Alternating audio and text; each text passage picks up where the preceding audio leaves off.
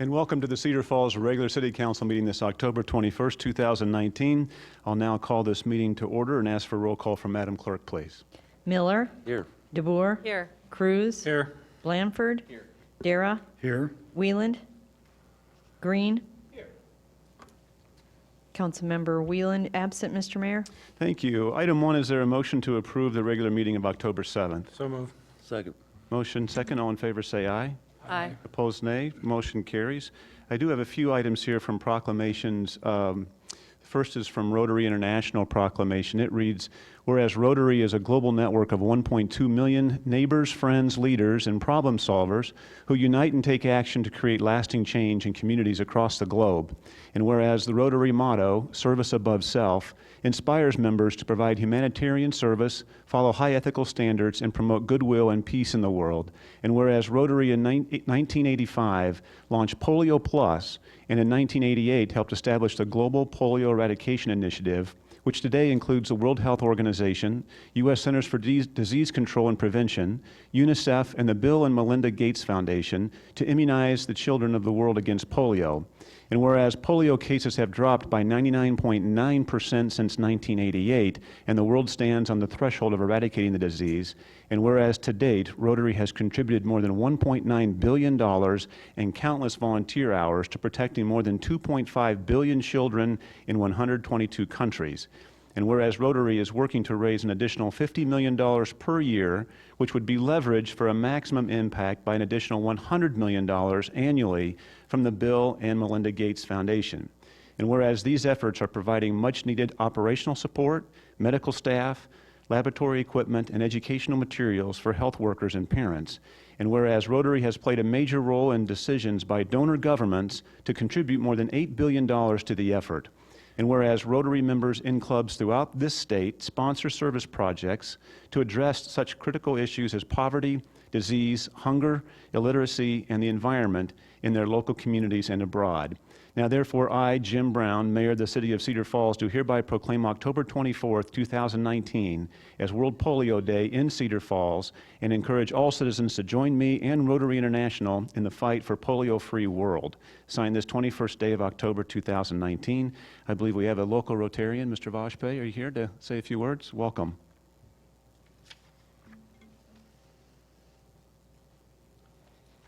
Thank you, Mayor and Council. My name is Ishan Vajpayee. I'm the president of the Cedar Valley Rotary Club, one of three local Rotary groups, the Cedar Falls Rotary, the Waterloo Rotary, and Cedar Valley Rotary.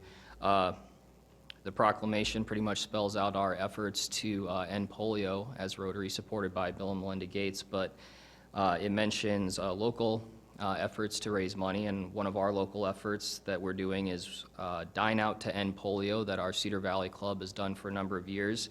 It's Wednesday, October 23rd, and a number of local restaurants have made pledges, contributions, or have agreed to donate a portion of their profits from that night to the polio effort. That's so we encourage everyone in the community to go out and learn more about polio and also help us raise money at Carlos O'Kelly's in Waterloo, Octopus, Cedar Falls and Waterloo Brown Bottle, Montage, Brass Tap, Cottonwood Canyon, and the Horny Toad.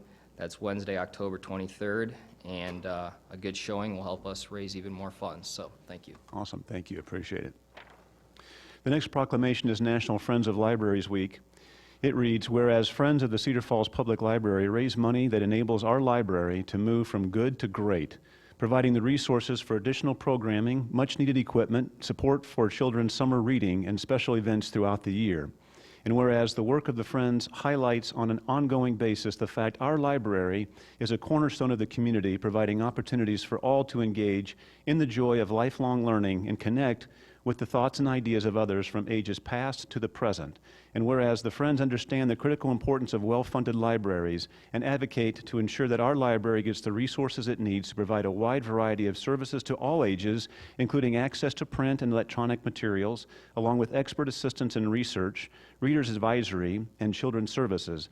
And whereas the Friends' gift of their time and commitment to the library sets an example for all in how volunteerism leads to positive civic engagement and the betterment of our community. Now, therefore, I, Jim Brown, Mayor of the City of Cedar Falls, do hereby proclaim October 20th through the 26th as Friends of Libraries Week in Cedar Falls and urge everyone to join the Friends of the Library and thank them for all they do to make our library and community so much better. Signed this 21st day of October. I know we have Kelly here to say a few words as well, our library director.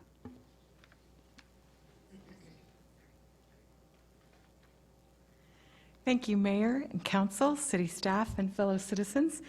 The Friends of the Cedar Falls Public Library raise funds that enable the library to offer over 600 programs per year for free for all ages. They provide over 3,000 volunteer hours to the library, and the funds they raise often supplement capital projects like our CoLab Makerspace.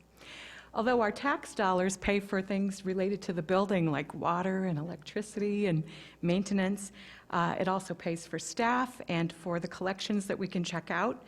But all of our regular programming, the ongoing program and the supplies related to those are provided by funds from the Friends and by endowments from the Cedar Falls Community Foundation. Without the support of our Friends, our weekly story times, guest authors and speakers, book clubs, teen programs, and more would not be possible. So every time you take your child or your grandchild to the library, all of the toys that are available in the youth department, all of the supplies that you may use during a CoLab class, all of those things are provided by the Friends. I would like to encourage my fellow Cedar Falls citizens to join me in thanking our Friends of the Library and to consider joining them. Thank you very much. Thank you, Kelly, very much. Appreciate it. There's another announcement that might take a little bit of setup here if you'll just indulge me here for just a second. This past May 21st was my oldest daughter's birthday, and it fell on a council Monday.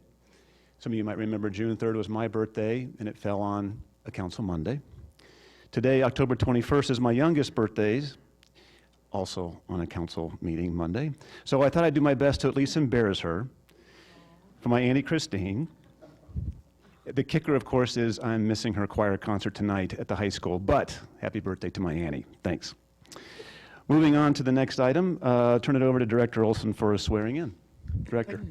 Thank you, Mr. Mayor. We have the opportunity tonight to swear in Tristan Edelman. He was raised in Independence, Iowa. He's a graduate of Independence, Iowa High School. Played football at Upper Iowa University in Fayette. Graduate of the University of Northern Iowa with a bachelor's degree in criminology and family studies in 2019. He most recently was employed at Fairway and on his father's farm.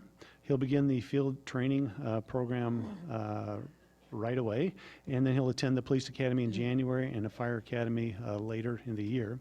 We were also going to introduce you to a part-time firefighter, Crystal Tucker, but she had a death in the family, isn't able to make it tonight. But Crystal, I still would like to read a bio on Crystal. Crystal was raised in Oxford, Michigan. She attended Oakland Community College, where she became a certified firefighter and paramedic. She was employed for 1.5 years at the Detroit, Michigan Fire Department. She had attended the Detroit Fire Academy, where she was trained and also received other certifications. She's certified as a paramedic, firefighter 1, firefighter 2, and hazmat operations. She recently moved to Cedar Falls with her friend who took a position as a medical doctor at Mercy One. And she's employed full-time as a paramedic in Mercy One, but will be working for us part-time as a firefighter. So Tristan, if you want to step forward and be sworn in. If you'll raise your right hand. Are we on here? Are we on? Jeremy? You're good, Mr. Mayor. Okay, thank you. Did you hear that? I state your name. Do solemnly swear that I will support and comply with the Constitution of the United States of America,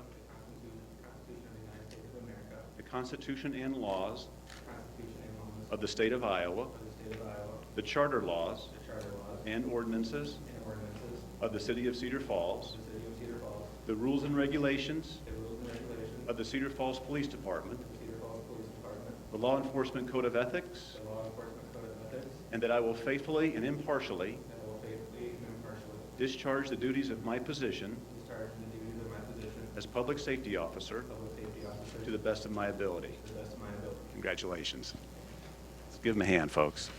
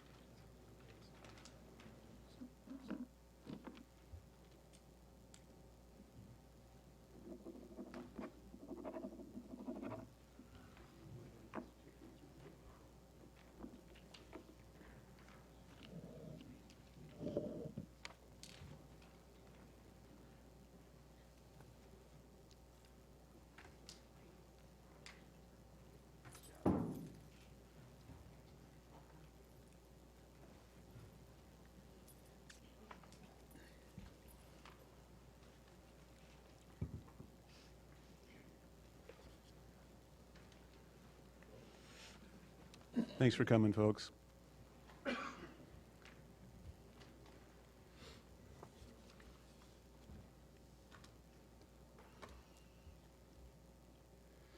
Moving on to the next item, are there any agenda revisions, Madam Clerk? I have no agenda revisions, Mr. Mayor. Thank you. Item 2 is a public hearing and a proposed ordinance granting a partial property tax exemption for construction of an industrial use warehouse and production facility on Capitol Way. Is there a motion to receive and file proof of publication? So moved. Second. Motion second. All in favor say aye. Aye. Opposed, nay. Any written communications filed with the city clerk? I have no written communications on file, Mr. Mayor. Thank you. Before the public comments, I think Shane Graham's here to give us a brief update on this public hearing. Thank you, Mayor.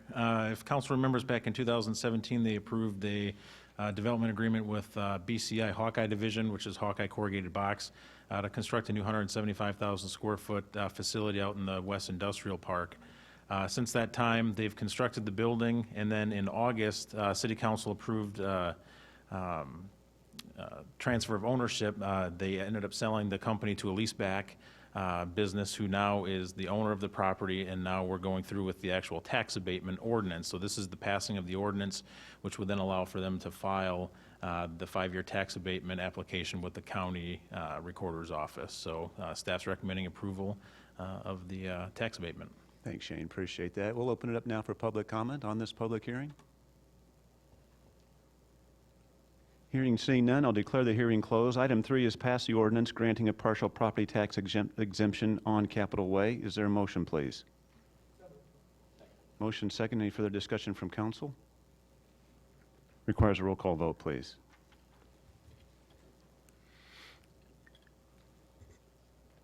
All voting aye, Mr. Mayor. Thank you. Item 4 is pass ordinance 2955, amending the Code of Ordinances by removing property located in the vicinity of Union Road from A1 to R1 upon its third and final consideration. Is there a motion, please? So moved. Second. Motion second. Any further discussion from council? Requires a roll call vote, please. All voting aye, Mr. Mayor. Thank you. Item 5 is pass ordinance 2956, amending Chapter 19 of the Code of Ordinances relative to monument mailboxes upon its third and final. Is there a motion, please? So moved. Motion second. Requires a roll call vote, please.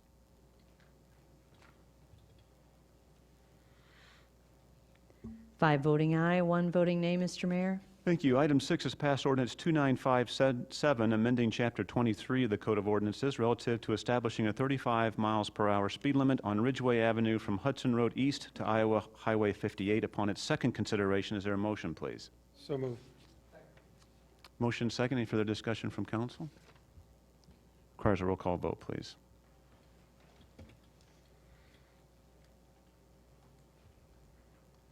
Frank? All voting aye, Mr. Mayor. Thank you. Moving on to the consent calendar, the following items will be acted upon by a voice vote on a single motion without separate discussion, unless someone from the council or the public requests an item be pulled for such discussion. Any requests from the council? From the public?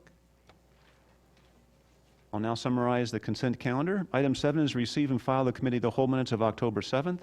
Items 8 and 9 is receiving and file the biannual report of Community Main Street and College Hill partnerships relative to FY20 SMID funds and economic development grants. And item 10 is approving applications for permits and licenses. Is there a motion to approve the consent calendar? Second. Motion second. All in favor say aye. Aye. Opposed, nay. Motion carries. Next is the resolution calendar. These items will be acted upon by a roll call vote on a single motion without separate discussion, unless someone from the council or the public requests an item to be pulled for such discussion.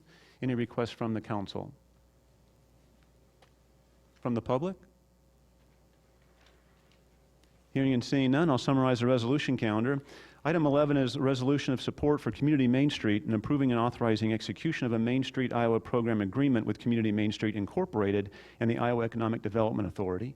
Item 12 is approving and authorizing execution of an agreement for the Crime Drug Enforcement Task Forces for FY 2020. 13 is a resolution approving and authorizing execution of supplemental agreement relative to the Cedar Heights Drive reconstruction project. 14 is approving and authorizing execution of a stormwater maintenance and repair agreement relative to a stormwater management plan for Lot 6 of Prairie Springs. 15 is approving and authorizing execution of a supplemental agreement for 2019 engineering services relative to the West Viking Road reconstruction project. 16 is approving and authorizing execution of a supplemental agreement for the 2019 engineering services relative to the flood wall levee system. 17 is approving and accepting completion of public improvements in Wild Horse Ridge. 18 is approving a Central Business District Overlay Zoning District site plan for facade improvements at West 4th Street. 19 is a resolution approving and authorizing execution of an addendum to developmental procedures agreement relative to public improvements in the vicinity of Green Hill Road and Coneflower. 20 through 22 are resolutions approving the final plat for Wild Horse Ridge, the preliminary plat for the Point, and the final plat for the Point. Item 23 is approving and accepting a stormwater easement agreement and approving and authorizing execution of an agreement relative to a post-construction stormwater management plan for West Ridgeway. 24 is approving the Creekside Technology Center master plan. 25 is approving and authorizing execution of a contract for economic development website services. 26 is approving and authorizing execution of 6 agreements for professional services relative to use of CDBG funds in conjunction with an annual action plan. 27 is a resolution setting November 4th as a date of public hearing on a proposed lease with the Black Hawk County Conservation Board relative to city-owned property at East Lake Street. And 28 is a resolution receiving and filing and setting November 4th as a date of public hearing on on the proposed plan specifications, form of contract, and estimate of cost for the 2019 sanitary sewer rehabilitation project. Is there a motion to approve the resolution, please? So moved. Motion second requires a roll call vote, please.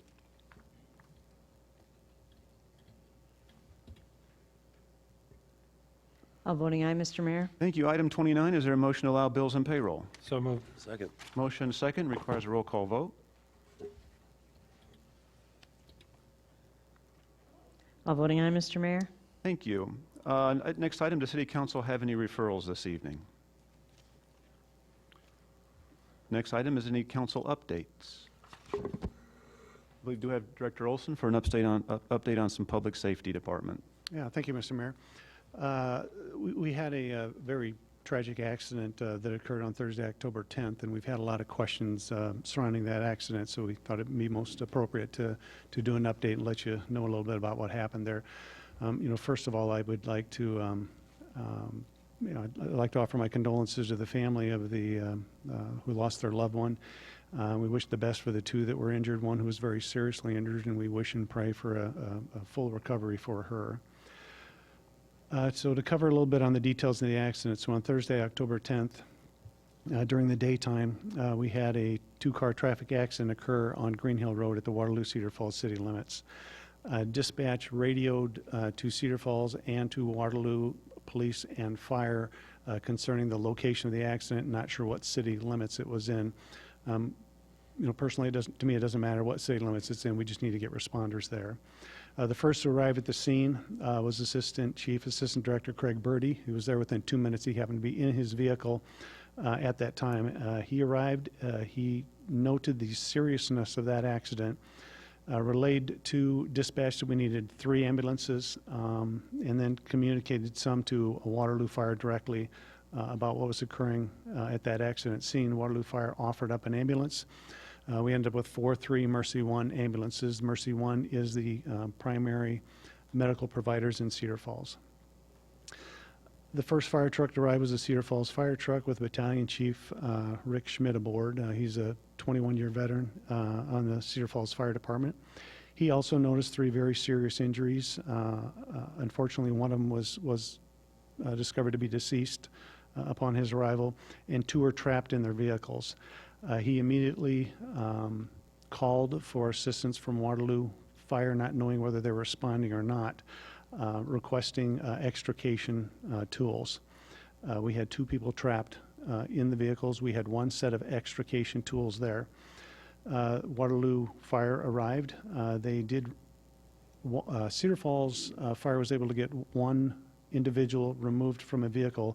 Then both Waterloo and Cedar Falls both started working on this second vehicle. That vehicle had a very seriously injured lady inside who was, the vehicle had crumpled around her, and it took both Cedar Falls and Waterloo firefighters 50 minutes, that's 50 minutes, to get her removed from that vehicle. So it was a very, very tragic scene. But unfortunately, there's been a lot of social media, Facebook chatter about what occurred at the scene, which is not true, which isn't very complimentary, quite frankly, of Cedar Falls. So I just want to share a couple of comments on that.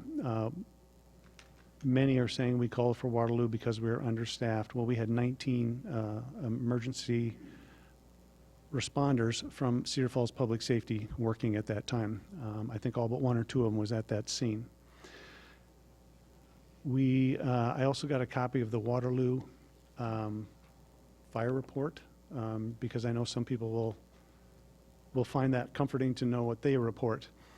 They said a brief time later, Cedar Falls Unit 500, which is the Cedar Falls commander, contacted 300, which is the Waterloo commander, by radio, requested that we respond to the scene, a significant traffic accident involving extrication, and needed additional manpower and extrication equipment.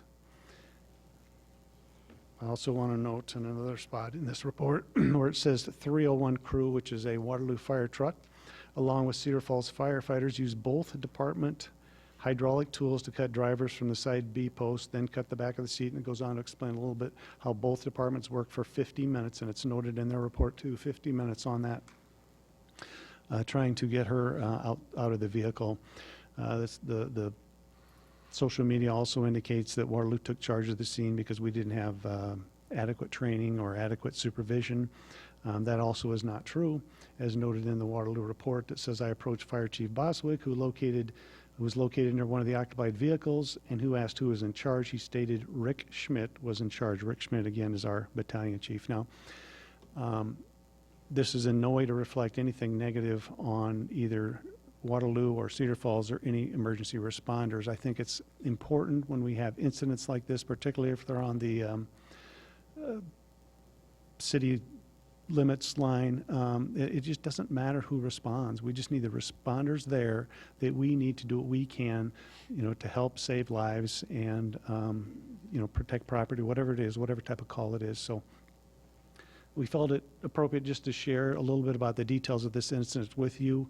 And it's unfortunate we have to talk about social media posts, but we had lots and lots of inquiries as to what exactly happened at that scene. Thank you, Director. Moving on to item 30 is to go to executive session to discuss legal matters per Iowa Code Section 2151C, to discuss strategy with counsel in matters that are presently in litigation or where litigation is imminent, where its disclosure would be likely to prejudice or disadvantage the position of the governmental body in that litigation following public forum. Is there a motion, please? So moved. Motion second. This requires a roll call vote.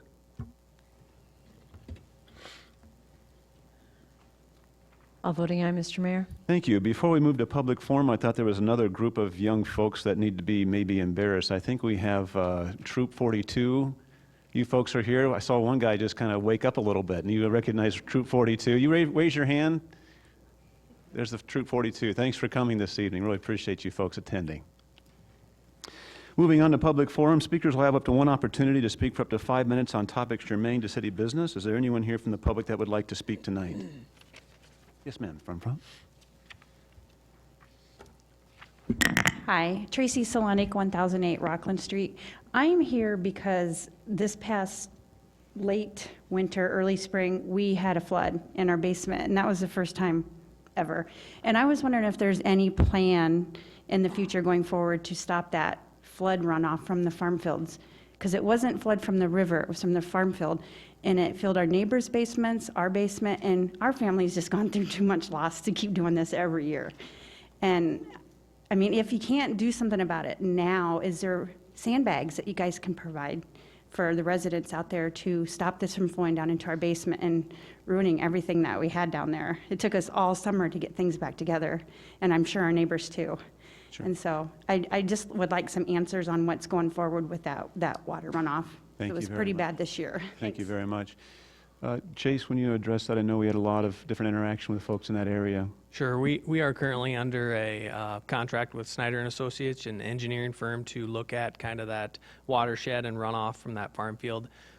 We've been under contract for about 3 to 4 weeks now, and we expect to have kind of a final report with recommendations on what could be implemented, what could help improve the situation. So I would hope here in the next month I would have additional information about that. So Very good, thank you. Anyone further? Yes, ma'am.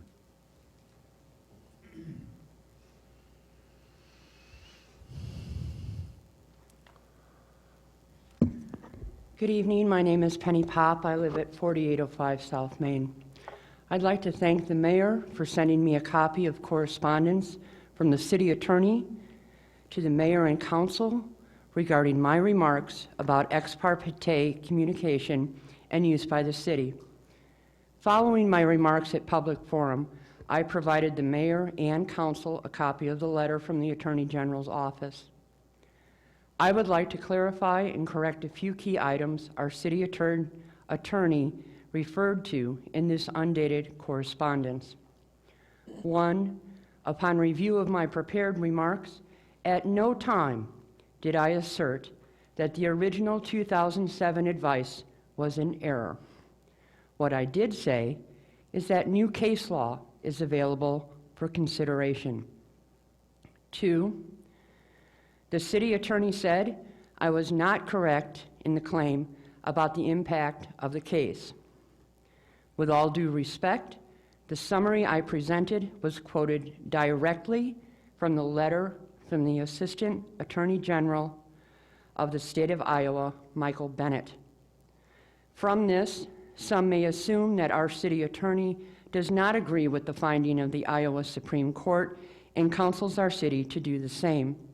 Again, I was asking for clarification. 3, referring to the correspondence from the city attorney, and I quote, "She is not correct in her more general claim that the mayor and council should engage in ex parte communications in all rezoning cases," end quote. Again, upon review of my prepared remarks and video, I said no such thing. Because I received information from the Attorney General's office that was different than the information that I have from my city, I thought it was only fair to ask for clarification. I did just that on October 7th, accurately, respectfully, and in public, so everyone could hear this exchange of ideas. This is a conversation that impacts all of us, not just a select few. When I ask a question of my city, I should be able to rely on an honest conversation. I am confused as to why my remarks were taken out of context and reported erroneously in the correspondence to the mayor and council on this important matter. I continue to hold out hope that I will receive an answer to my original questions and additional correspondence in this matter, even though I have been urged to stop asking questions. How else are we to learn if we don't ask? Previously, I had looked forward to your remarks, but tonight I think otherwise. Under the current rules of public forum, I will not have an opportunity to reply to any remark made by my city. That is why I followed up with written correspondence. I am afraid that my comments may again be taken out of context or repeated erroneously with no remedy available. Thank you for your time. Thank you very much. Before the next speaker, open up to council for questions amongst yourself or to staff. Anyone else this evening for public comment? Please come up.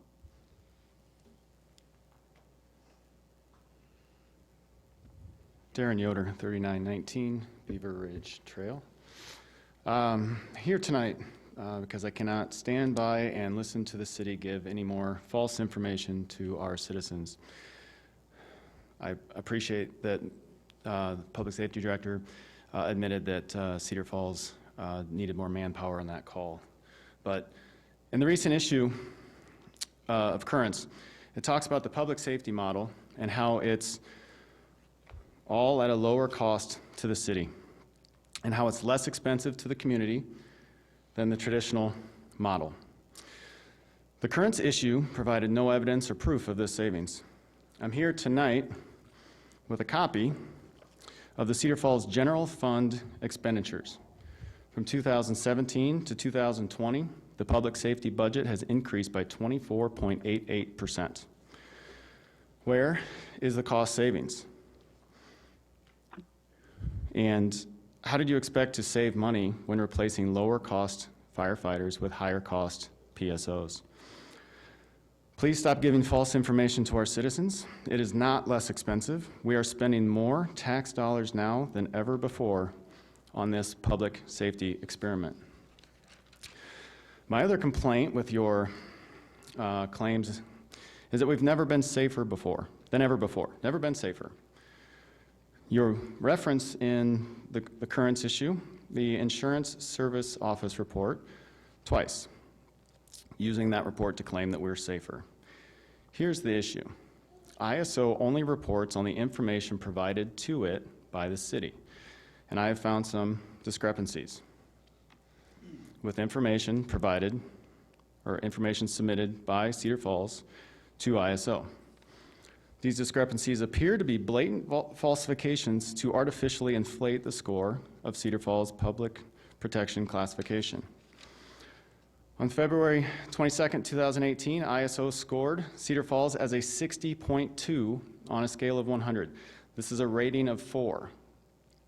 A score of 59.99 would have resulted in a rating of 5. In other words, Cedar Falls was a fraction of a point from being lowered from a 3 rating to a 5 rating. A fraction of a point. There are no cities in Iowa above 40,000 in population with a rating of 5, and only one city above 40,000 with a 4 rating.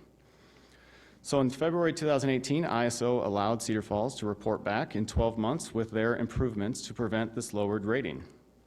Here's what ISO was told by Cedar Falls. Number 1, Cedar Falls has 3 fire stations open in operation. 3 stations open and in operation. Number 2, Cedar Falls will change their policy and practice to send the ladder truck on all structure fires. Number 3, Cedar Falls has 44 public safety officers as of January 1st of 2018. All 3 items are false. The North Cedar Fire Station has been closed since 2012. Not to mention, during the time of this report, Cedar Falls was down to only 1 station as the South Main Station was closed for renovation, leaving only 1 station to protect the city. Per the Cedar Falls Fire Union, there isn't enough manpower in the fire station to send the ladder truck on the initial response to 100% of all structure fires, making the claim that Cedar Falls will send the ladder truck to 100% of structure fires false.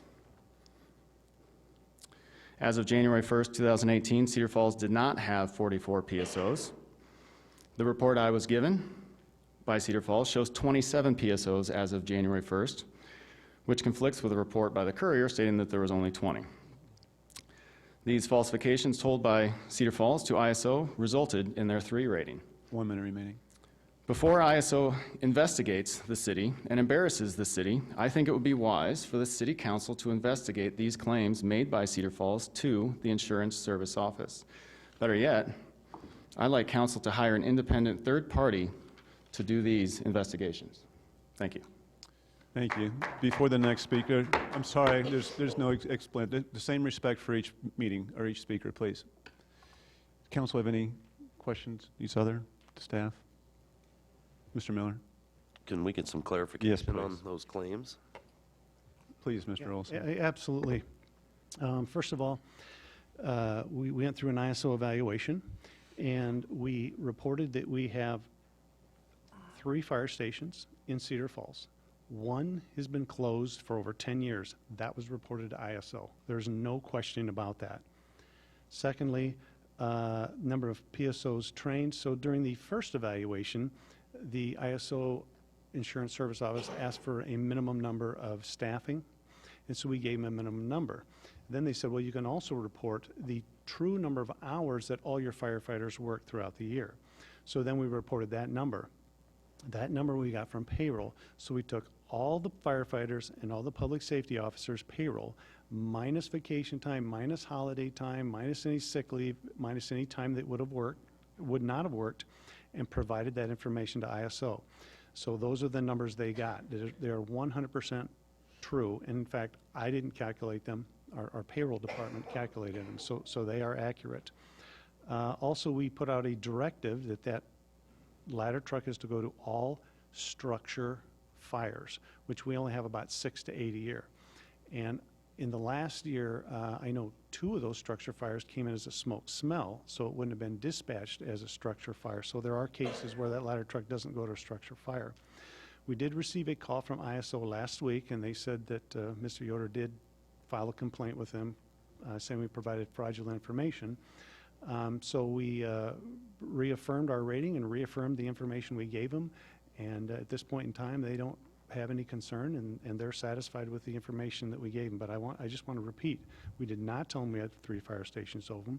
We gave them the accurate number of hours that individuals worked that year, and we have a directive about bringing the ladder truck or bringing enough equipment to supply so many gallons of water per minute per ISO rating. Thank you, Director. Anyone else? Council, yourselves, staff? Jennifer, I know the previous speaker before a few weeks said the budget was over 41%. Now it's 27%. Can you just get us a rundown in terms of the budgetary items, please? Sure. So we looked back at our budgets and we were comparing our budget from 17 to 20, which I think the speaker was asking for. And so our budgets between those timeframes did increase 18%. But just keep in mind during that, the council, during the 19 budget, there was discussion about hiring ahead 5 police officers. And so that is, you know, kind of a one-time spike we would have, and that's consistent with what we've done with other departments over the years sometimes. If we know there's vacancies or retirements that are coming, we may hire ahead. So if you take those 5 positions, which is kind of the unusual thing, that accounts for about 12% of that 18%. So over the 3 years, you're really talking about a 6% increase. And of course, you factor in, we've had union wage settlements of close to 3% over that time. I think it was 2.75 or 2 of the years and 3%. So probably don't agree with the numbers that were quoted. Now, my understanding is sometimes people may try to take what our actual numbers are for a year and compare it to the budget numbers from a year. And so, you know, in my mind, that's not really apples to apples. We would want to compare an actual to an actual. Thank you, Jennifer. Anything further from council? Anyone further for public comment, please?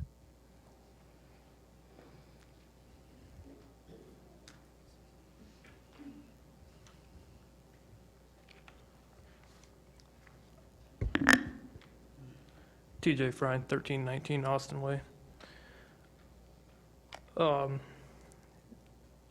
We have, and I left it in my chair, currents from December, I believe it was December of last year, special edition, where folks were labeled as elitists. The fire union was labeled as such. Their tax dollars paid to be called names, which is very inappropriate. We were told they have all this time. They can get second careers. They get 8 hours of sleep a shift. Anybody that has ever worked in public safety knows no EMS workers getting 8 hours of sleep. But then we decided, oh, maybe the 24-hour shift isn't so bad. We're going to move people to that shift. We're going to fill bodies, more expensive bodies, into those shifts. Because now they get 8 hours of sleep. We're paying more high-paid people to sleep for 8 hours, according to council, which I know is not true, but it's been said. We've also been told that the organizational chart has to this day is uncorrected. It's misinformation. It's inaccurate. We know it. It's been confirmed that, yeah, it's got some issues. It's got some glaring issues that should have been found during proofreading, which I noticed right away. So somebody had to have caught it and chose not to change it, but to pay for it anyways. If I have things printed, if it's incorrect, I'm not going to pay for it and send it out. Over the last couple of months, I've heard some kind of rumors and I've let them go. I'm here to confirm those rumors to the public and to council. The city of Cedar Falls is currently outsourcing police work to the sheriff's office. We've had more bodies than we've ever had, and yet we are outsourcing our law enforcement to the sheriff's office to the tune of $40 an hour to deputies to work College Hill. But we have the most bodies we've ever had. But we need to outsource to people who probably are not aware of the City of Cedar Falls Police Department General Orders Operating Procedures, have probably never been trained by the City of Cedar Falls to handle things the way Cedar Falls wants them handled. The checks are being written to deputies by the City of Cedar Falls. If you have 4 hours a night on the weekends, okay, one deputy, that's $160. Last weekend there were 3. That's $480 a night that the City of Cedar Falls is outsourcing. But we have more bodies than we've ever had. Whose liability is that? Does the city assume liability because the paychecks are coming from them? To me, we have, again, I'm going to keep saying it, more bodies than we've ever had. why are we not either adjusting our minimums, because it would likely be cheaper to have one more Cedar Falls officer working straight time than to pay a deputy $40 an hour to do that job. Paid by the city of Cedar Falls, mind you. How long has this been going on? I was told it's been going on about 2 months. And then somebody had quoted just a second ago, hiring ahead. We know things are going to happen, right? I don't get to spend money until I have the money. Yet the city of Cedar Falls can say, it's an anomaly. We hired ahead, more than before we knew. We know we're going to need those bodies, but we're just going to double up right now. We're going to foot the extra bill now and just ask for resolution later. Again, city of Cedar Falls, citizens, the city is outsourcing their law enforcement to the sheriff's office at $40 an hour, paid for by the city to outsource law enforcement. Thank you. Thank you. Before the next speaker, Director Olson, can you address these rumors, please? Certainly. So I'll address the hiring ahead. We hired ahead because we had a lot of vacancies. You can anticipate retirements because of the retirement dates, or people will tell you. So we did hire ahead. That is a prudent thing to do, so you don't end up with low staffing when you have it. It's not something just public safety does. It's something we do citywide. As far as the College Hill and the hiring of deputies, so we've had some activity on College Hill on the weekends, Friday and Saturday nights particularly, where we've increased staffing significantly. And we did that with our own officers by switching shifts and by paying overtime. And we did that for a number of months, and quite frankly, our officers started getting a little burnout by never ever getting a weekend off, or having to work extra days on the weekends, or having to work longer shifts on overtime. So we thought, as a way to allow some relief from our own officers, we hired some deputies to come in and work those Friday and Saturday nights. It is not cheaper to hire, let's say, 5 more police officers to work evening shifts, because a police officer costs a little over $100,000 a year to hire. If we would pay $20,000, $30,000, we're probably going to pay a few $1,000s to those deputies. We're far, far better ahead than hiring extra staff. Again, when I talk about putting a significant number on the street, we're talking 14, 18, 20 police officers working those nights, and we don't staff that heavily ever. We don't need to staff that heavily except for a certain period of time where we've had problems recently.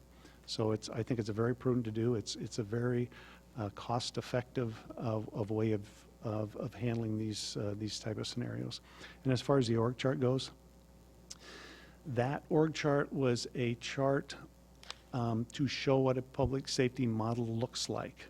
It was very close to what we have here, but it was clearly short the number of people. Instead of putting 10 or 12 or 7 or whatever per shift, we just put 3 or 4 to indicate there's a series of firefighters or police officers below this shift. So, I've actually made a corrected version so it shows the exact number of what we have, but, I can't mass mail that to people, or don't know who picked up the report, but that's what that org chart is pertaining to.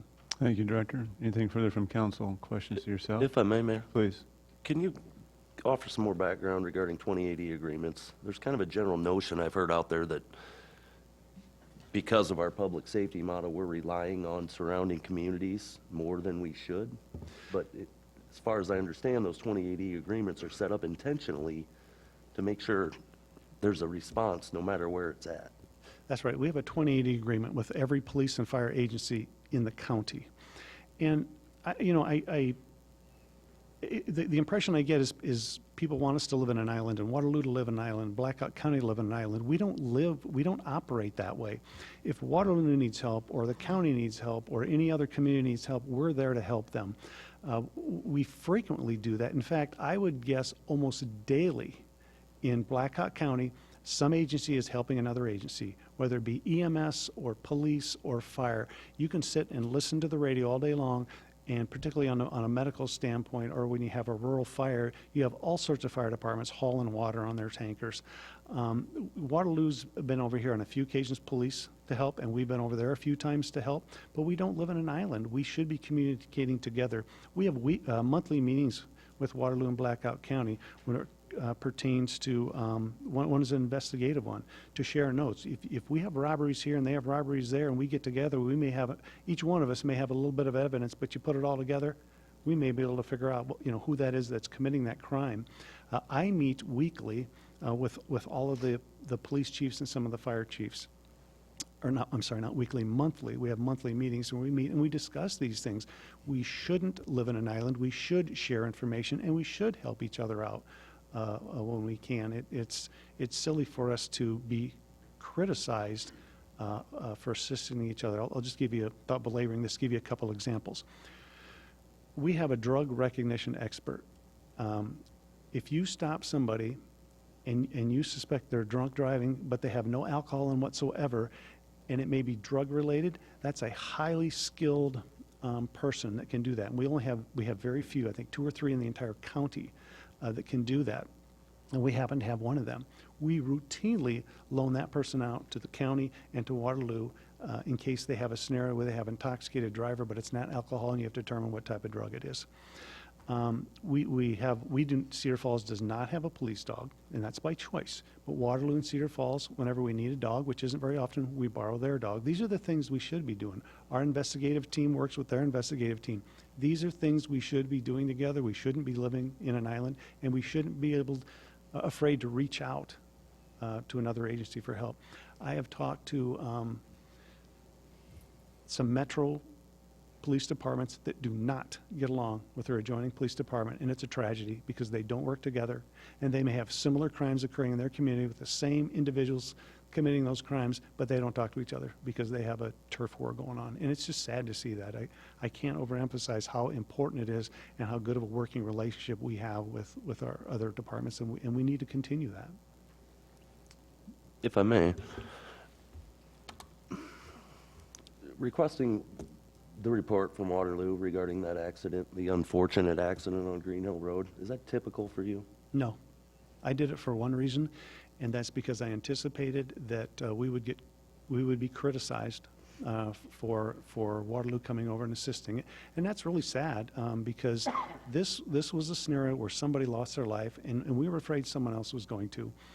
And I was at the scene, and to watch those departments working together with 2 sets of extrication tools, concern about that patient is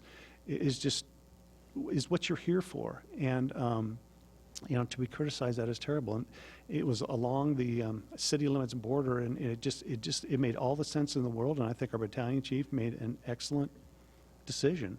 And I know we had a comment about, I'm glad the director admitted that they need staffing. Well, it doesn't do any good to have extrication equipment if you don't have the operators that know how to operate. Is the equipment the same as ours? Is it different than ours?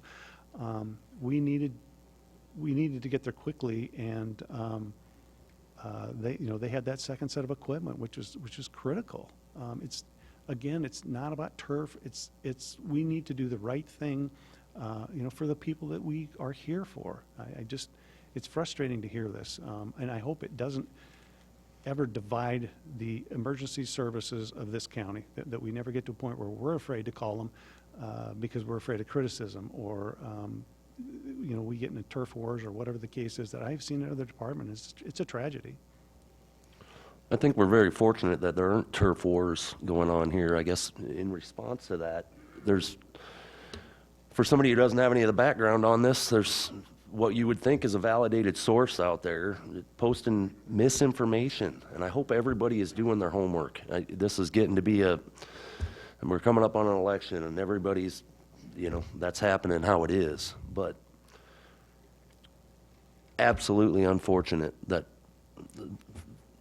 the wrong information, not valid information is being put out there for the public to try and process, and it's not true.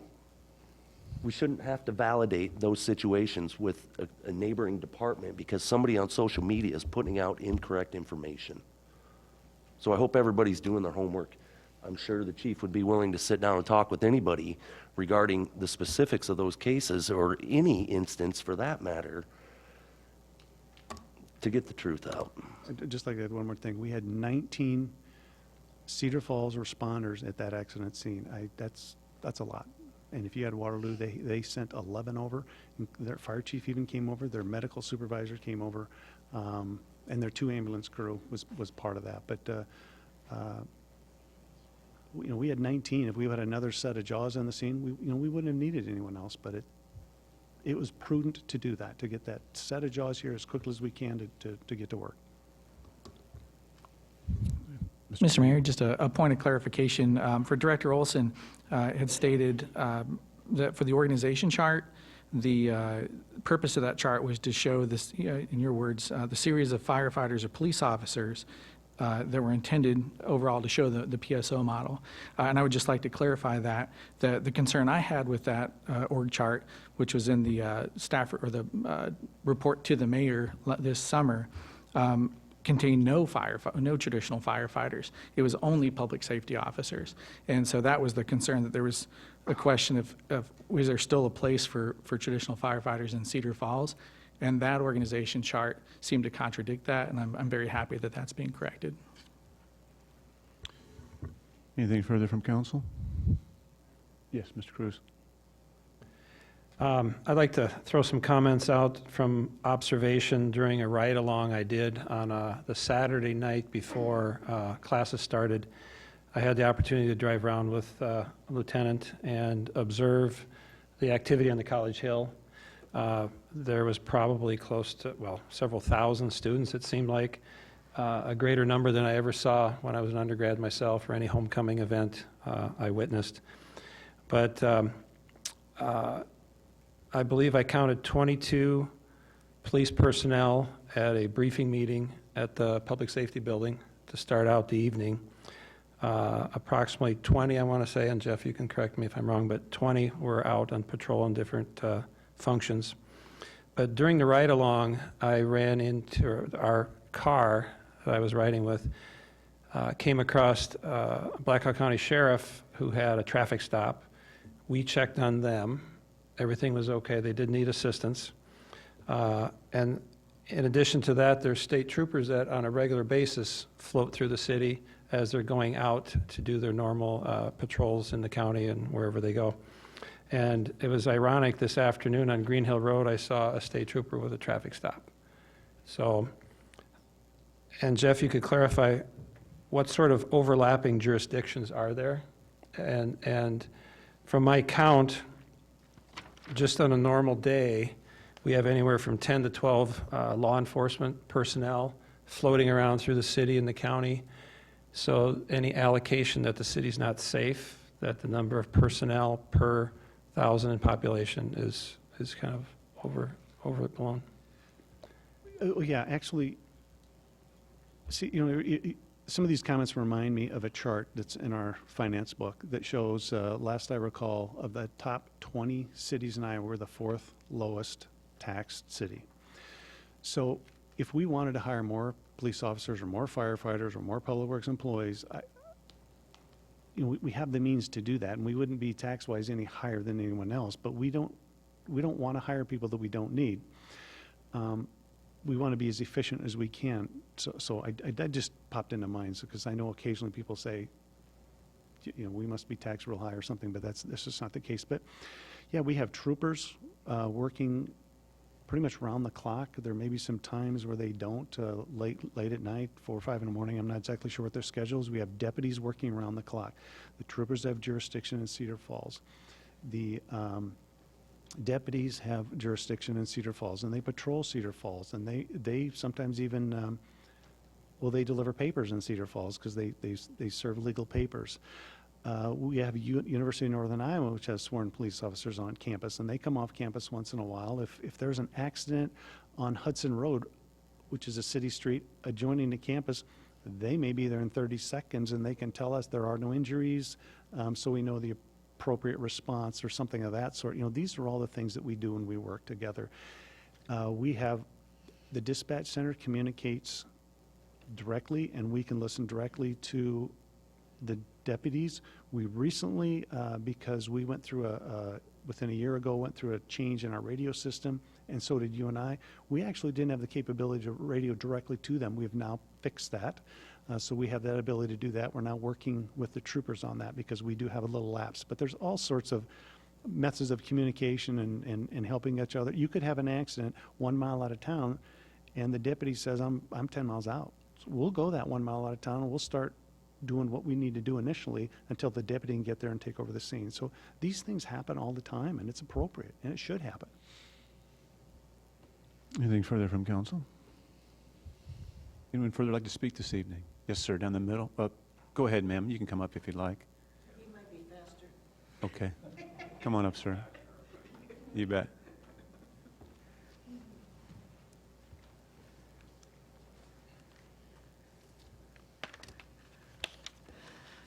Good evening. I am Jenny Van Doren, the widow of Tim Van Doren, or as most people called him, Skinny.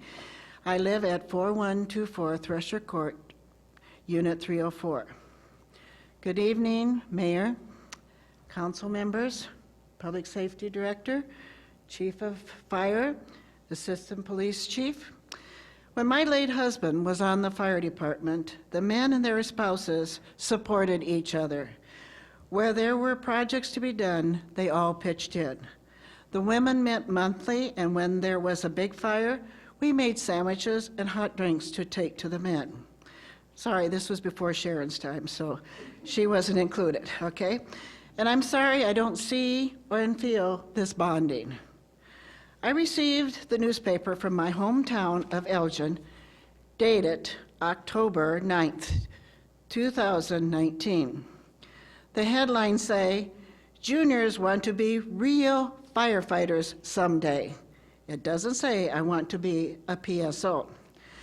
To North Fayette Valley High School, Dane Schott and Andrew Schmidt said that. Dane and Schott and Andrew Schmidt aspire to one day make firefighting their profession. Andrew, who joined last summer, said, I see how the community looks up to the fire department and how involved in the community they are. Granted, this is a small town, and Chief Randy Windenhoff greeted them with open arms.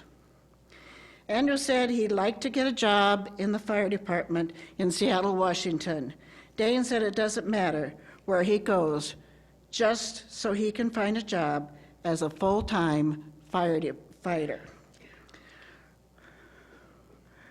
I would hate to have taught 1 year and then had a class to promote me to being in charge of teachers that had many more years of experience. This would have been a disservice to the teaching profession. This has happened at the fire department. A 20-year-old battalion chief was reassigned so a PSO could be in charge. Thank you for the information on the accident on Green Hill Road, because I have heard other stories. And I'd like to thank Rick Smith for helping with this accident and for the many times for helping me and my husband. Now, why has no information been published in the Courier about the activity of the Cedar Falls Fire and Police? Also, why do the firefighters not have cameras? I hear Cedar Falls has only 6 serious fires, but I believe the public has the right to know what does happen. Thank you. Thank you very much. Anything further from council to each other, staff? So, Mr. Mayor? Yes. Just to ask for the firefighter, I assume she's meaning the helmet cameras. Could we have a comment on that, of why those were removed? Sure. Well, we had some distribution of those videos outside of policy, and then we had some videos being edited, so we had some issues with those, so we removed those from service. And follow-up, do we have the same kind of issues or potential issues with the body cams that the police officers use? No, we don't, but also there are certain legal applications, or there's some laws that apply to police videos that's much different than a fire video. Anything further from council? Anyone further to speak this evening? Ma'am? Sir, yes, sorry, you can come up, you bet.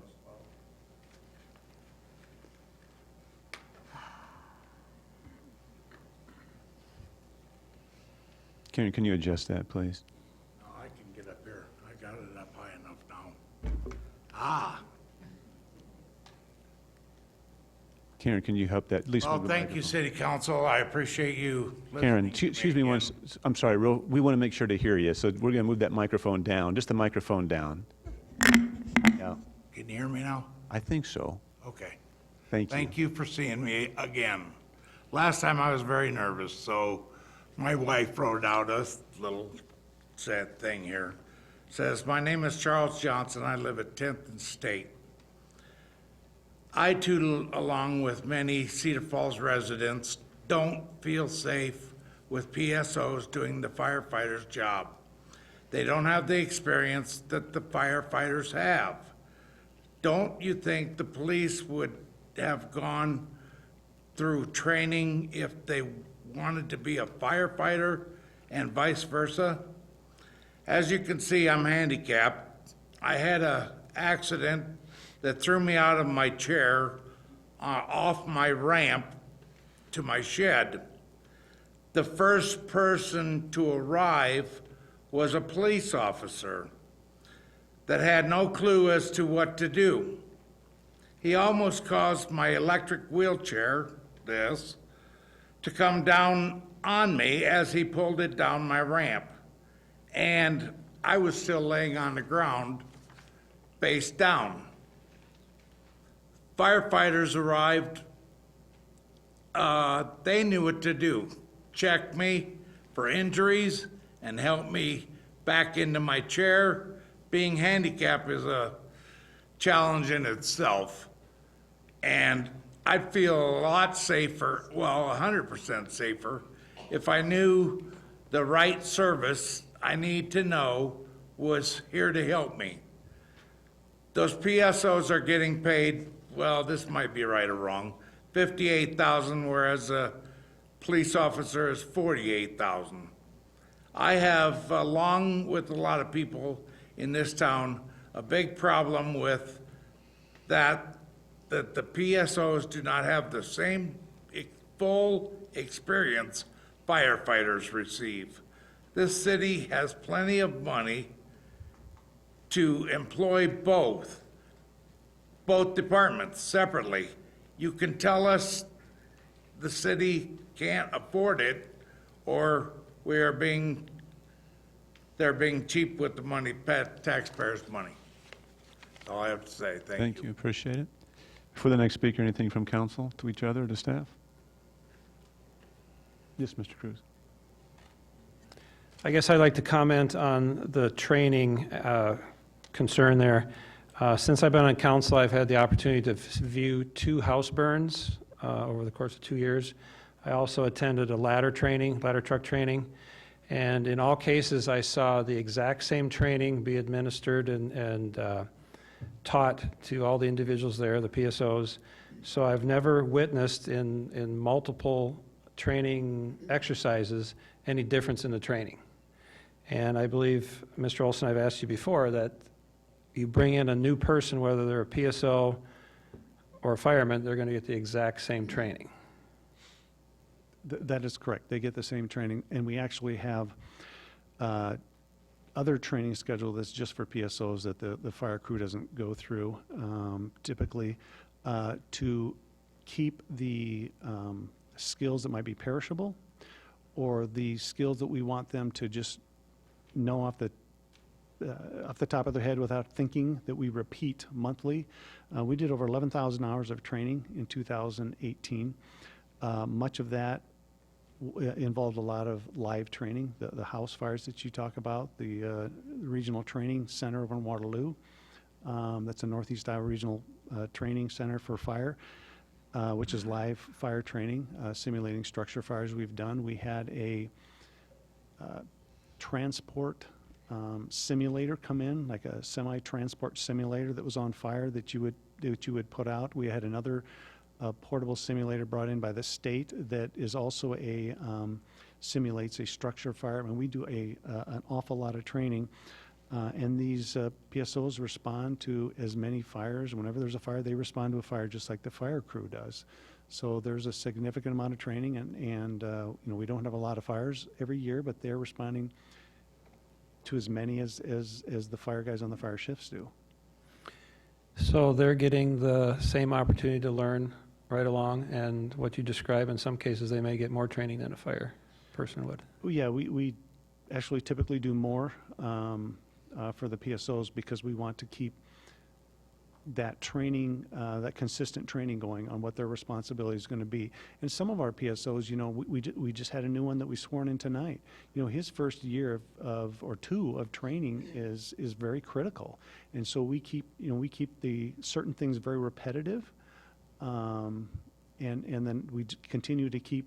We want to keep the skill level high, so we just have this training program put together in both police and fire. In fact, here's one. I carry this with me here. Here's one of the training manuals that we use, and there's it used to be 44 pages, now 48 pages of fire skills that they go through as part of the training process. So I mean, there's a significant amount of training. I will tell you, if this model didn't work or wasn't safe, we would just turn around and go the other direction. I don't know why we wouldn't. Quite frankly, it'd make my job a lot easier. But that's not what it's about. It's about what we can do to provide the best emergency response that we can. Anything further from council? Mr. Green? Mr. Mayor, looking at the training requirements for the PSOs and seeing the amount that's involved before they're fully capable, has there been discussion about lowering the initial pay for a PSO and while they're in a training capacity until they're fully qualified, rather than paying them the full amount up front? Well, it's union negotiated, so we couldn't do that without the union's approval.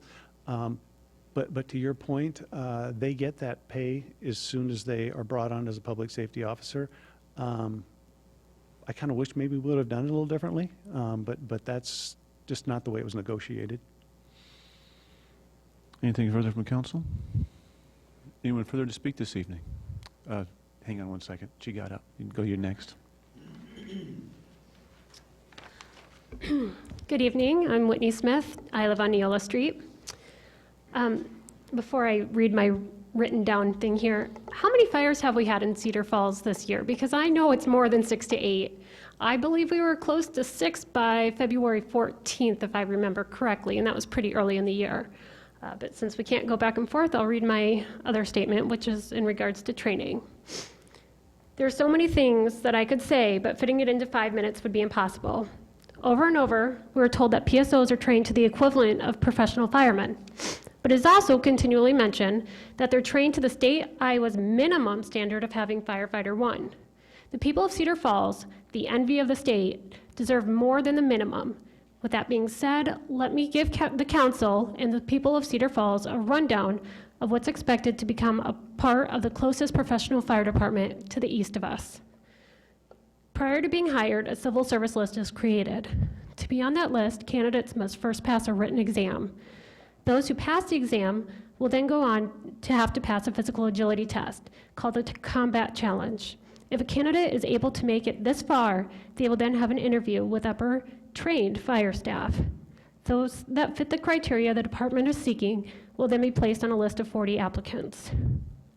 When the department has openings and begins this hiring process, they will select applicants from that list and bring them in for another round of interviews. From there, they will select their new employees, and there is nothing rushed about this process. People brought onto the department will then go through a 5-week academy at the Hazmat Regional Training Center. They will then have to complete a written test and a hands-on skills evaluation before leaving the academy. New hires are then subject to a 1-year probationary period. Every 3 months, they are required to pass an additional written test and hands-on skills evaluation. During this time, they must also acquire Firefighter 1, Firefighter 2, Hazmat Operations, and EMTB certifications. They also need to acquire a Class D driver's license and complete a minimum of 216 hours of continuing training per year.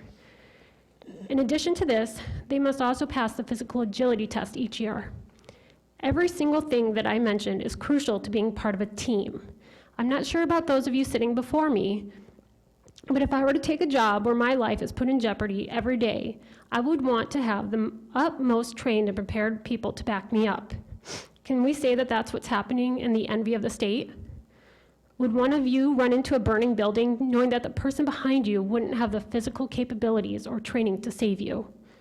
That's what's happening here. That is why we have lost 50% of our professionally trained firefighters over a very short period of time. PSOs are not required to pass a physical agility test that first requires them to put on 82 pounds of gear before starting. That's 82 pounds. The physical abilities required to be a firefighter versus a police officer are vastly different. How is it possible for a PSO to fit in all the minimum required training to be ready to fight fires, yet also do the same to be a police officer? Mayor, you have mentioned in the past that we're paying our firemen to just sit around until a call comes in. Well, now we're paying PSOs to do the same at a higher cost, but there's a difference. The time you call that they're just sitting around for fighters is actually the time that they do all of their training. Firemen work as a team. Firefighting is never a job for a single person. Police officers traditionally train to work alone in their squad cars. Firemen rely on each and every one of them to do a specific job. Those of you on the council and mayor are elected to be the voice of our people. What has happened to the voice of the people? Thank you. Anyone further to council, the previous speaker, staff, or each other? Director? I'll try to make this shorter. I've been getting kind of windy on some of those. We have approximately 6 to 8 serious structure fires a year. We do have other fires, car fires, grass fires of those type. But the serious structure fires are one that require the most attention, the more equipment, more people, that type of thing. The state doesn't require firefighter 1 certification actually to be a firefighter in the state of Iowa. However, we do train to that level. We do, in comparison to the list she gave, I'm going to go real quickly. We do the civil service test. We do have a written exam. We do what's called the Cooper test, which is also what the military does with their firefighters, and many other cities such as Ames, Iowa, use to test their firefighters. We do have an interview. What we do additional is we require a psychological test, a lie detector test, and we do a physical. We do have a 5-week academy. We do have a 1-year probation period. We do require an EMT training once they move to the fire shift. If they're on the police shift, they don't have to attain that EMT rating, and they do have to receive the appropriate driver's license to operate a truck once they move to the fire shift. Thank you, Director. Anything else from council? Yes, Mr. Cruz. I'd just like to comment, and maybe someone can clarify, the retirement program for firemen is an age 55 and older. They get unreduced benefits. And I believe many or a number of the people that left simply retired. And someone can touch on that if they like. We have had some that retired. We know of 2 others that are retiring within the next 2 years, but many have left it before they reach the age of 55. Very good. Anything further? Anyone further for public comment? Yes, ma'am, please. Tracy Solendik, 1008 Rockland Street. Back on the topic of the accident on Green Hill, you said that there was several personnel responded to that. What happens if there was a structure fire going on at that time? How would that personnel been divided up amongst that? And then on social media, it's very popular, and it's our life now, is truth. And I heard that there was another accident. Police officers bypassed that accident, and sanitation workers got the people out of the accident. And also there was a mention too where the lady's leg was going to be amputated, but Cedar Falls called in a surgeon, but Waterloo untied her shoe and took her shoe off. So is there any truth to that? And we need to know. It's time. We need to know. Election is coming up, and you guys all know it. Thank you for that, and I apologize. I didn't realize that the speaker previously had come up, but that's good, and we can. That's fine. Council, do you have any questions for staff or yourself in terms of clarification? Sure, go ahead. Yep, I certainly can. So if we would have had another, we did what's called a callback. And a callback brings additional staff to the fire station that are off duty. They're paged through their phones. We had several return. They staff another fire truck should we have another call. If the police shifts need, if we need more people to work the police shifts because they're at the fire scene, they do that as well. Or they can come out to the scene that we're actively working. As far as that other accident goes, we wouldn't dispatch a sanitation worker, so I couldn't tell you what happened there. And then when it comes to the foot, okay, I want to be, there was no Cedar Falls firefighter that made any comment about removing her leg, but that comment came from, and I don't want to damage any relationships with any fire departments, but a couple Waterloo fire guys suggested that it may get to a point where we have to remove the leg, and that's the only comments that were made in regards to that. Thank you, Director. Anything further, Council? Anyone further for public comment? Please.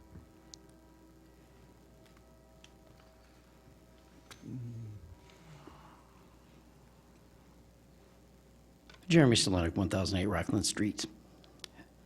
In response to callbacks, I'll ask this. How did callbacks work in Darren Yoder's fire?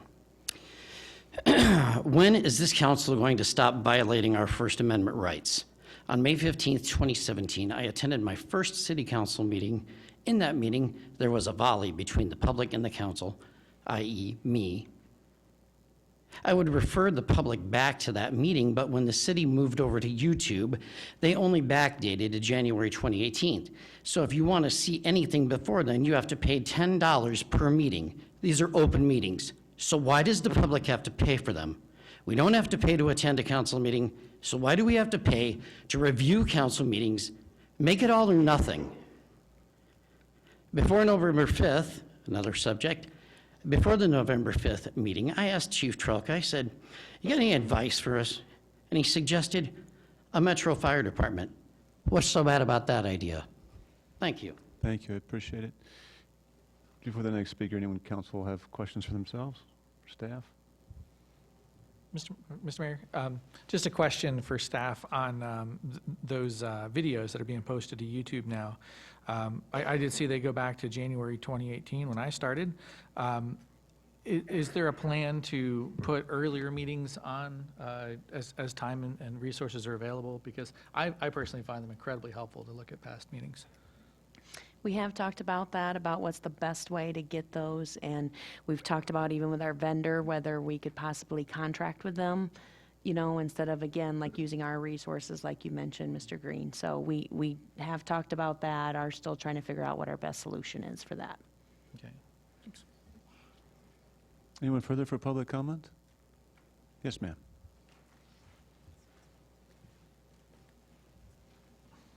Hi, thank you for letting us come up and speak.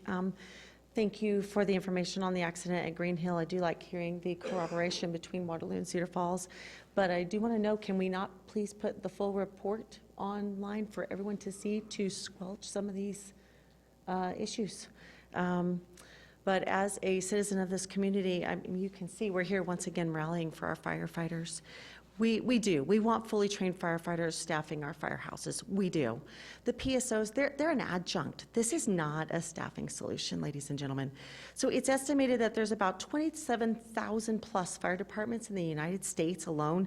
Only 131 consolidate their police and fire duties, and nearly half of the 131 were in communities of less than 10,000 residents.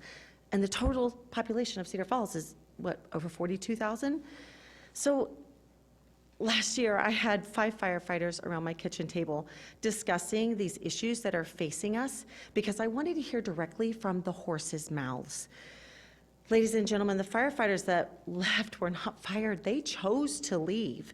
Those who left and the ones that were still employed that were around my kitchen table, they told me about safety concerns with not having the PSOs properly trained in an environment where the firefighters are kept under thumb, squelching the voices of those questioning this PSO program. They are afraid to speak out against this PSO program because they're afraid they're going to lose their jobs. So I'm speaking for them. Case in point, placing a police officer in charge of the fire department just screams volumes. I'm sorry, it does. It screams that you don't value the firemen and women in the city. No one should ever be in charge of a fire department if they've not been through a literal fire themselves. How many active burning houses have been fought by those that are in charge? When we respect and honor our police officers, we want them to be exactly that, police officers, especially now with the violence that's been increasing on College Hill. I feel that you guys keep changing the rules and regulations to work the system to promote this PSO program. Whitney laid out a lot of the rules and the training regulations to become a firefighter at large in other areas, and you already spoke to that. But the Cooper's test, isn't it used by the Chicago and Detroit Fire Department to gain entrance into the firefighting academy, not a paid position for the department? Isn't it only a half-mile run and some sit-ups and push-ups?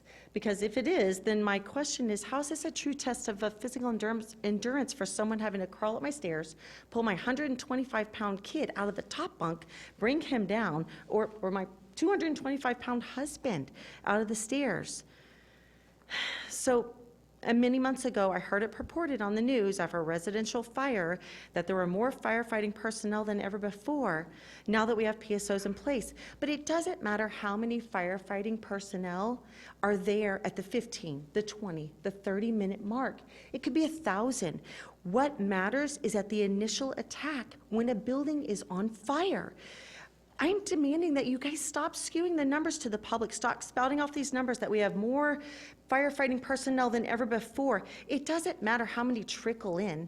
It's that initial attack to get into the building to get the fire taken care of. If that had happened, if we had had enough, then Yoder's house would not have burned down. It's deceptive, it's wrong. In 3 minutes, a fire can grow 16 times larger than when it started. It's only the initial attack that matters.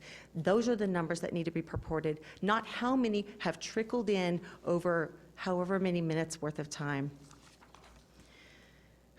These guys that I had around my table, they were firefighters. Some that were still working, some that had left. They told me that a base salary for a newly trained firefighter is about $45,000. It's about $15,000 to $20,000 less than a new police officer's salary. This is what they said. If the police officer cross-trains to be a PSO, they get an 11% salary increase, which is about $72,000 according to them. $25,000 difference plus 29-ish% that goes towards their pension, not to mention the overtime they're being paid to train them to become PSOs. A veteran firefighter of 20-plus years makes about $61,000. 20 years experience that is close to the same salary as a new police officer. With all the firefighters that's left, and now we're paying, aren't we now paying an extra $300,000 towards overtime pay and $140,000 for finding new hires for the fire department? That's $440,000. Couldn't that have paid for a year's salary for 6 veteran firefighters with 14 years of experience each? And then my question also is about the $11 million spent for the new building. That in and of itself could have been 11 to 12 trained 20-year veteran firefighters for 11 years. And did those monies come from the general fund? Do we not get to vote on that stuff? These are things I don't know, but I have questions about. My distrust is high. Change has to happen. We want our firefighters back. We really do. Thank you. Thank you very much. Anything from the council to each other, to staff? Previous speaker? Director, do you have some highlights there? I'm sorry. Again, wages are union negotiated. ISO confirms, it's not just us saying it, but ISO confirms that we have more firefighters at the scene. Some of the fire supervisors, I imagine she's referring to a specific one, began his career 14 years ago or 15 years ago as a volunteer and has probably more certifications than in any firefighter we have in the department. Very, very capable individual.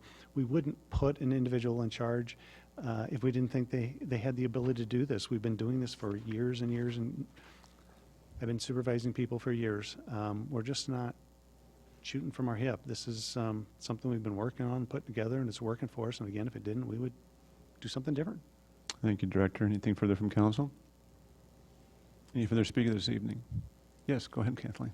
Mayor, just as she's walking up, I just wanted to add the last one. I think there were some salary amounts quoted. I don't think those were exactly right. I don't know them off the top of my head. I think the 11% was added on there twice, maybe. So there is a difference between the starting PSO and a starting firefighter, but it's not 45 compared to 71. That is not correct. So I just wanted to point that out. Thank you, appreciate that. Where'd she go? There's Catherine. Catherine Sogard on behalf of College Hill Partnership, and I wanted to talk about some great things that are happening on College Hill. So today I was driving up College Hill and I noticed that there are brand new linden trees and daylilies being put in Pedersen Plaza. So if you're not familiar with Pedersen Plaza, it is the little cement area that is between the hydrant and Jimmy John's on College Street. We have had some amazing volunteers who have put in tons of hours to work on this project in conjunction with the city and with the College Hill Partnership, and we're finally seeing some progress on that. So it's really exciting to see brand new trees go up in there and some beautiful daylilies. We also had a really exciting event a week ago, I believe. It was snowing, so it was on a Friday, and we celebrated with Nancy Price the dedication of 2 new benches in Searly Park and a table in Searly Park. Nancy Price is a world-renowned author. If you're familiar with this might date me, but a movie, Sleeping with Enemy, it is based on a character who is living around Searly Park. And so if you're familiar with the book or familiar with the movie starring Julia Roberts, that is kind of based upon Searly Park and the Cedar Falls area. So Nancy was gracious enough to provide the funding for 2 new benches and a new picnic table. And then we also had a dedication for a small free little library. And it's not a small free little library, it's one of the larger ones that I've seen. It's like 3 stories, so it's got tons of books, not just kids' books, it also has some adult books, and so we're really excited to have those things happening in the College Hill District. All right, thank you, Catherine. Thanks, Catherine. Anything from council?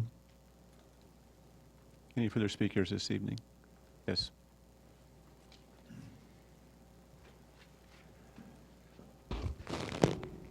Sharon Reginald, 108 Lilliput Lane. Just want to say I totally understand your dissatisfaction with social media, because that is the same dissatisfaction we are having with the information that city is putting out there. We are frustrated with it also. We do not believe you are putting out true information. Last year, about this time, we asked for a public forum. We asked for it twice. We were denied it twice. We wanted to talk about this, and you would not let us do that. I can tell you that with the Green Hill accident, our public safety director said there was 19 people on scene. I think that's awesome.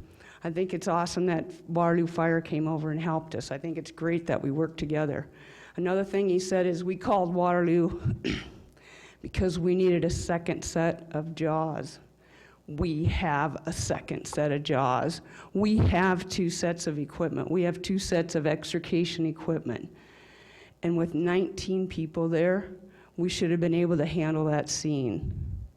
But with the result that the accident had, I was glad to have the help. Thank you. Yes, Mr. Olson. We do have a second set of jaws, but that fire truck was out of service. It was in the shop. It was inoperable. Thank you. Anything further from council? If I may. Sure. I haven't seen a lawsuit towards the city. I guess when we don't tell the truth, and I understand the frustration out there, you can take different angles of any argument or any conversation and highlight some and not highlight others, and I understand the frustration, but lawsuits get filed against the city when we don't tell the truth. And I haven't seen one that's been validated in the 6 years I've been on the council. I don't think anybody steps up here to take one of these jobs and says, I really want to deceive the public today. And it's a different thing for Mr. Blandford or myself to be on social media posting our opinions about things or facts about the city than it is for anybody else to do it, because we have to be able to back that up as best we can. And I wouldn't be back in this program if I didn't believe the validity of it, I guess is what I'm going to throw out there. Thank you. You bet. Anyone further? Mr. Cruz? I wanted to comment, I guess, on the thought of having the first attack by career firemen and thinking that that would be able to happen in all cases. The fact that we have 6 or 7 or 8 large structural fires speaks to the fact that we have a CAF system, a foam system in the police vehicles that will knock down and put out a fire before it even gets to the point of being able to become a large fire. And many times that first attack is by the PSOs, and the fire is put out. And that just seems to be working in my mind. Thank you. Thank you. You bet. Anyone further from council? Anyone further to speak this evening? Sarah Langle, Cedar Falls. I want to address that. I think that's a misconception, and I want to be corrected if I'm wrong, but I don't think the CAF system is made to put out structure fires. It's my understanding that the CAF system is more for garbage fires or small fires. I don't think it's made to put out a house fire. And I know there was a gentleman that came up 2 weeks ago that said, if my house is on fire and the PSO was the first to arrive, I would certainly not turn him away. I would hope that he would start putting out the fire. And I think that that was a misconception. I've actually seen a couple of videos from other cities that have used that CAF system. First of all, as I understand it, the CAF is full of compressed foam. Foam is full of air. Air fuels a fire. I learned that in elementary school. So I think that's a big misconception. Also, the CAF system is on 50 foot of hose. That's not going to put out your house fire. Also, when a PSO arrives to your house, they have to first take the time to secure their weapon. Then they should put on bunker gear, and so that also takes time. So I think that's a big misconception. The gentleman that came up 2 weeks ago and spoke laid out all these, I would say, misconceptions of the PSO program. Not only was he not corrected, but his speech was reiterated by a couple of city councilors that said he did a wonderful job of summarizing the PSO program. And one of the councilors said that you've done your due diligence, you've really studied this program, and what a wonderful job he did of summarizing the PSO program by saying a CAF system would put out his structure fire. Again, I don't think that that's true. I don't think 50 foot of hose on a small tank is going to put out a house fire. So it does make me wonder if you have done your due diligence in studying this. Another thing that I'm confused about is another counselor 2 weeks ago said that you were tasked with coming up with a PSO program because you had to save money. Well, we've all heard tonight that it doesn't save money. We've heard over and over again that it doesn't save money. The budget has gone up. We can, apples and oranges, we can argue back and forth all night how much money it does not save, whether it's 24% or 7% or whatever. We know it does not save money. It costs us more money. In that time that we've also spent saving money, we've also stockpiled $11 million to build that public safety building. Let's see, I've lost my train of thought here. Oh, 2 weeks ago, or last week, I'm sorry, in the debate, another city councilor said that that PSO model came from a citizen. So again, I'm confused. Did it come from you guys or did it come from a citizen? It seems like no one really wants to take credit for this PSO program. Thank you. I wish I could take credit for it. It's a fantastic program. I stand up for safety, and I appreciate what the Teamsters did in 2014, if I'm not mistaken, Director Olson, to come back and said they will change their contract if we'll cross-train them as firefighters. And that is initially where it came from, backing up to what this previous speaker indicated as well. It was the counselor who said it was created by, or at least prompted by, the citizens, was from the task force to save dollars and be more efficient within the city. And so by doing so, that was formed by 40 or 50 citizens who said, let's take a look at cross-training. The Teamsters stood up for that, and we moved it forward. They moved it forward further this last March to allow a change in their agreement for a 24-hour shift. Is that correct? That is correct. Thank you. Anything else from council? Yes, Mr. Mayor. Yeah, sure. I'd like to clarify a little bit on my previous comment that was then highlighted. I didn't imply that the foam system was going to put out a large structural fire. What I'm saying is if there's a barbecue on a wood deck that catches fire, and I've had this happen in some of my properties, that if a public safety officer arrives with the foam system, they can put out that barbecue fire before it has a chance to get up into the eave of the house and get into the attic, and then it becomes the 6 or 8 large structural fires. So I may be using the wrong terminology, I apologize, but as far as probability of helping reduce the number of structural fires, I'm all about the foam system. I think it's very effective. There may be air in the foam, but there's also other chemicals, and it's designed to put out fires quickly, small fires. And if Mr. Olson wants to comment further about the effectiveness of CAF and the chemicals or what have you, please do. Thank you. I believe you hit the nail on the head there. That's exactly what it has done. It has prevented some fires becoming bigger fires, and that's significant. I know I've said it a couple times before. I'll make it very brief. We had a trailer fire probably 3 years ago, and the PSOs arrived with the CAS system, was able to get that fire almost 100% out in that trailer.